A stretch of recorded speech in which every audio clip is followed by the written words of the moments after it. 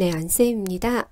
네, 오늘은 제47회 토픽 2의 쓰기 문제를 보도록 하겠습니다. 네, 오늘은 51번, 52번 문제를 한번 보도록 하겠습니다. 네, 51번, 52번. 네. 보시면 51번은 제목 선배님 빅토르입니다. 이메일이 있죠. 그래서 이메일을 보시고 있는데 어떤 거냐면 여기 네, 제47회 51번 52번 문항 빅토르입니다. 이메일하고 52번 지금 보시면 문제 유형이 굉장히 비슷합니다. 52회 풀었던 거를 기억하신다면 47회하고 참 많이 비슷하구나. 그래서 제가 팁을 52회 때 팁을 그대로 가져왔거든요. 그대로 가져와도 되더라고요. 볼게요. 제목 선배님 빅토르입니다. 네, 우리 지난번에 60회 할 때 한번 이야기 했었죠. 선배, 네, 선배의 반대, 네, 후배, 그죠? 선배, 후배, 뭐 이런 이야기 했었죠. 졸업생, 재학생, 뭐 이런 이야기. 네, 선배님 빅토르입니다. 선배님? 아이고, 제가 잘못 썼나 보네. 네, 선배님, 안녕하십니까? 빅토르입니다. 여기서 눈치를 채실 수 있었겠지만 높임을 쓰였죠. 부탁하다, 부탁할 일이 있어 이렇게 보통은 하죠. 하지만 부탁드리다 이렇게 하면 높임을 쓴다는 거. 제가 인터넷으로 땡땡땡땡 그런데 카메라가 이번 주 금요일에 배달 무언가를 인터넷으로 무엇을 했다? 무엇을 한 상황이죠. 그러니까 배달이 되죠. 인터넷으로 무엇을 사다? 네, 어떤 표현? 네, 주문하다. 기억에는 주문하다 이런 표현이 쓸 것 같습니다.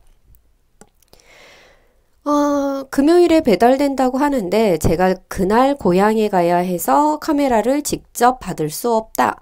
내가 카메라를 그때 이제 배달이 오니까 받아야 되는데 받을 수 없으니까 이제 이 사람이 니은에서 이제 물어보는 거죠. 혹시 저 대신에 instead of me, 그러니까 나 대신에 무엇을 받다. 그죠? 받다라는 표현을 쓰겠죠. 어려운 부탁을 드려서 죄송합니다. 부탁을 드리다. 그죠? 부탁을 하다. 그런데 부탁을 드리다. 그럼 답장 기다리겠습니다. 빅토르 드림. 이거 편지에서 쓰는 표현. 드림, 올림 뭐 이런 표현이 있죠. 그래서 제가 팁을 그대로 가져왔다고 했잖아요. 쓰지 않았어요. 똑같아요. 네, 종결어미를 맞춥니다. 빅토르입니다. 입니다. 씁니다. 합니다. 같습니다. 죄송합니다. 뭐뭐 합니다. 그죠? 비웁니다. 씁니다. 채를 기억과 니은에 맞추어야 된다는 거죠. 문장 부호에 주의하세요. 네, 여기는 마침표 끝나야 돼요. 비웁니다. 씁니다로 끝나야 되고요. 니은의 경우에는 질문, 물음표가 있죠. 그래서 물음으로 끝나야 된다는 거. 그 다음에 높임 표현을 사용합니다. 네. 단어 같은 경우는 어떤 단어에 주의를 해야 되냐면 이제 배달 용어죠. 그래서 배달 용어에 뭐가 있나요? 주문, 그 다음에 배송, 결제. 여기에는 결제하다, 결제. 뭘로 결제하든 현금으로 현금으로 이런 거 하는데 여기는 주문했으면 이제 도착 이런 표현들이 여기에는 이제 배달 이런 표현들을 썼잖아요. 그래서 배달과 관련된 이제 용어들이 있다. 그러니까 택배 이런 거. 네, 택배 이런 것들이 있을 수 있는데 여기에서는 이제 어떤 단어를 쓸 것이냐 이런 배달 용어. 다른 거는 딱히 어려운 말은 없었죠. 아까 이제 선배의 반대가 후배 요 정도. 네, 단어는 이 정도면 알면 될 것 같고요. 그러면 기억과 니은에서 네. 어떤 단어를 써야 되냐면 기억에는 주문하다. 그러니까 사다라는 말을 써도 되기는 하는데요. 제가 토픽 2에서 조심해야 될 부분이 뭐가 있느냐 이런 거 했을 때 용어를 단어를, 용어를 너무 쉬운 단어를 쓰면 조금 안 되겠다. 약간의 어려운 단어. 그래서 주문하다라는 용어를 한번 기억은 해야 되겠고요. 제가 인터넷으로 이미, 그죠? 이미 주문한 거죠. 그러니까 과거형을 쓰겠죠. 그러면 제가 인터넷으로 무엇을 주문했나요? 그죠? 무엇을? 네, 카메라를 주문했습니다. 이 정도 쓰면 될 것 같아요. 제가 인터넷으로 카메라를 주문했습니다. 네. 그런데 카메라가, 그죠? 카메라죠. 이번 주 금요일에 배달된다고 합니다. 대신 받다라는 표현. 네, 받다가 이제 바뀌는 거죠. 받다가 어떻게 바뀌냐면 내가 받아주는 거죠. 받아주다. 여기에서 높임을 써요. 받아주시다. 이렇게 쓰는 거죠. 바뀝니다. 니은이. 그래서 혹시 저 대신에 받아주실 수 있습니까? 네, 비읍니까? 그래서 아니면 뭐 받아주실 수 있겠습니까?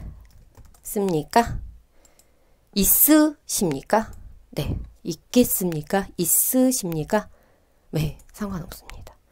받아주실 수 있으십니까? 네, 받아주실 수 있으십니까? 네, 요 정도 표현. 네, 그렇게 해서 네, 하면 될 것 같아요. 괜찮아요? 네, 받아주실 수 있으십니까? 받아주실 수 있으세요? 요는 안 되죠.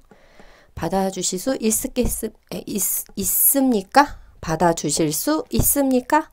있겠습니까? 있으십니까? 네, 이 정도 하시면 되겠습니다. 51번은. 네, 그러면 이제 52번. 52번을 한번 보면요. 네, 이것도 똑같아요.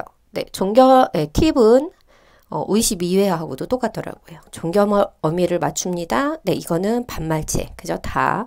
형용사 다. 이제 동사는 니은다, 는다. 이 표현. 문장에서 힌트. 예, 여기에서 힌트를 뭘로 쓸 것인지 그걸 잘 찾으시면 되겠습니다. 어떤 내용이 나오냐면 단어는 조금 어려운 단어가 확실히 또 나오죠. 단어. 세균. 예, 세균이 뭘까? 네, 이게 중요하죠. 예, 세균을 모르면 세균이 많다. 눈에 보이지 않는 세균. 저도 정확하게 세균이 뭐더라? 네, 영어로 생각이 안 나는데 눈에 보이지 않는 미생물 뭐 이런 거죠. 그래서 사람 손에는 눈에 보이지 않는 세균이 많다. 그래서 병을 예방하다. 네, 예방하다 뭐 이런 표현도 예방하기 위해서는 자주 요런 말. 네, 자주 손을 씻다. 네, 이게 힌트예요. 그래서 힌트는 뭐냐면 힌트를 찾으셔야 되는데 힌트는 기억에는 기억과 니은 기억의 힌트는 손을 씻다. 손을 씻다. 이 표현이 나와야 돼요. 손을 씻다. 그래서 여기에 주의. 손을 씻다. 여기가 중요한 포인트라는 거죠. 손을 씻다. 손을 씻다. 자주 손을 씻다. 병을 예방하기 위해서는 뭐뭐 아야 하다. 손을 씻다. 플러스 아야 어야 하다. 이 표현. 이 표현이 있어야 될 것 같아요. 그래서 예방하기 위해서는 자주 손을 씻어야 한다. 씻어야 된다. 뭐 괜찮습니다. 네, 자주 손을 씻어야 한다. 그런데 전문가들은 손을 씻을 때 꼭 여기에 힌트는 비누. 비누를 잘 찾으셔야 돼요. 비누. 그래서 니은의 힌트는 비누입니다. 원래 그냥 손을 씻는데 우리가 그냥 물에서만 손을 씻으면 안 된다. 이런 말을 하고 싶어요. 이 사람이 니은에서는 손을 씻을 때 꼭 전문가들이 말한 거죠. 그래서 또 여기에 뭐가 필요하냐면, 뭐죠? 아니야. 간접화법.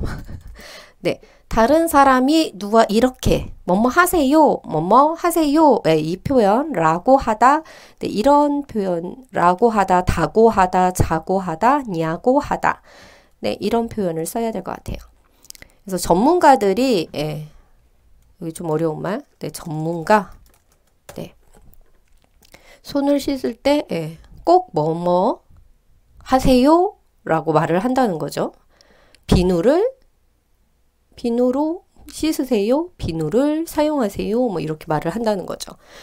뒤에서 뭐라고 하냐면 비누 없이 물로만 씻으면 손에 있는 세균을 제대로 없애기 어렵다.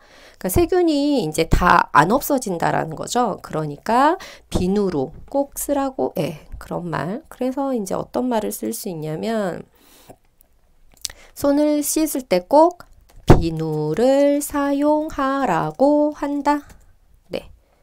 비누를 사용하라고 한다. 이렇게 쓰셔도 되고요.